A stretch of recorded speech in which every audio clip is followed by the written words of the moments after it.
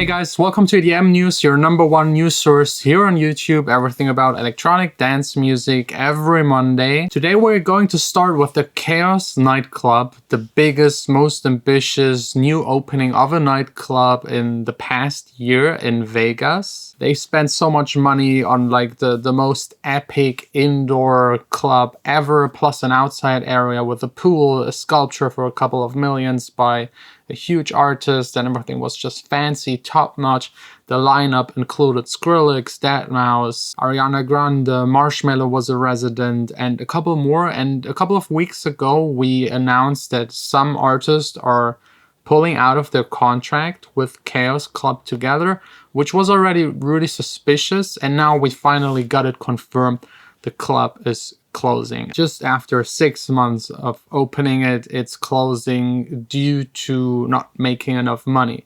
I think the people that opened it underestimated the expenses they will have on the booking and the light show and building everything, and the income from gambling and overnight stays at the hotel were of course a lot more profitable. So they will probably transfer the club into an event venue for people to rent out for businesses, conventions, and speeches. It's really sad. I always hate when a club has to close because there's so much more around the club, all of the people employed and all of the experiences, and it really looked like a fantastic club. I think even Martin Garrix played there.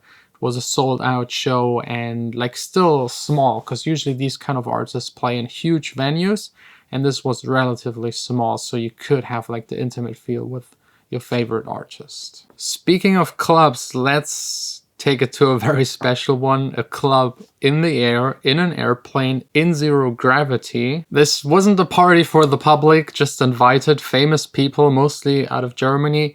And they did a bunch of records, like the first goal shot in zero gravity, the first meal cooked in zero gravity. Timmy Trumpet played as the first person in zero G the trumpet. It's more gimmick, it's more like a promotional event. I would love to see a real party in zero G, but maybe that's planned for the next time they take off. Next up is Calvin Harris, one of my favorite DJs, producers. He got a special gift by Apple. He got the new Mac Pro, the very, very expensive one, the very fast one, the next generation of Pro computers by Apple, ahead of the release. Like, no one has ever seen one in real life except for the shows where Apple showcased them.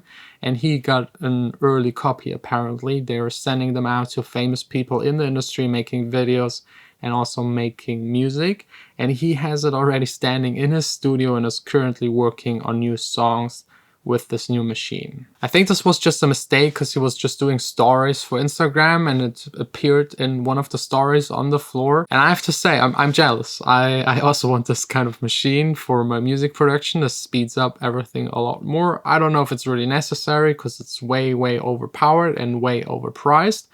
But good for Calvin Harris. That's already it with the first part of EDM News. Jeff will now take over second part of EDM News. What it is, what it was, what it's going to be, YouTube. I'm Jeff POSH.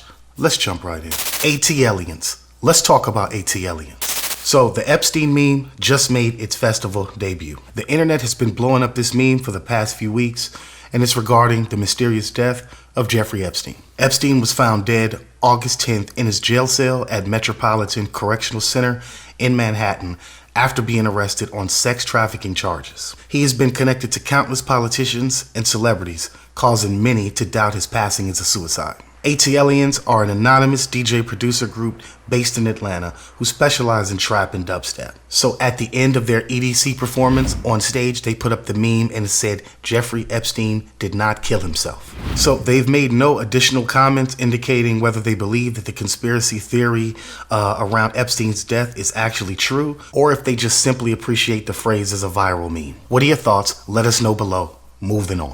Daft Punk. Let's talk about Daft Punk. So the UK-based Rogue Symphony is now set to perform all the favorite Daft Punk classics that you know and love. And so far, they've performed over 80 shows, sold out, covering and remixing the best of Daft Punk songs. The show features a 16-piece orchestra with visuals and lights that would represent what you'd see at a Daft Punk concert, except it's all done with the orchestral sonics. So not just tied to EDM, Rogue Symphony has gone on to cover songs by Kanye West, Destiny's Child, and many others. Moving on. Slander. Let's talk about Slander. So on the first night of EDC Orlando, Slander shared their remix. The Los Angeles duo played an unreleased remix of Good Things Fall Apart by Illenium. Slander, whose real name is Derek Anderson and Scott Land, they said the track has a nice build-up, it's radio-friendly with the main stage appeal. So EDC has been known for letting artists debut new music at their shows. Last year they had a few minor setbacks with the stage, but they also let Alice in Wonderland debut 2 of her new tracks that season. So looks like everything worked out well for Slander. Anderson and Land have yet to announce when their Good Things Fall Apart remix is due out. Let us know your thoughts below. Coming to you live and direct from San Francisco, California, I'm Jeff Posh. Thank you for watching this episode of EDM News, where it's one thing I know and it's 2 things that's real. If you want to hear the real, you're going to hear it here first on EDM News. You know the slogan, one ear to the streets, pulse of the culture in our veins. Let's kick it back to John. Peace. Huge thanks to Jeff. Thanks also to all of you for watching. If you're interested, subscribe, hit the bell icon and like. The next episode will be out next Monday.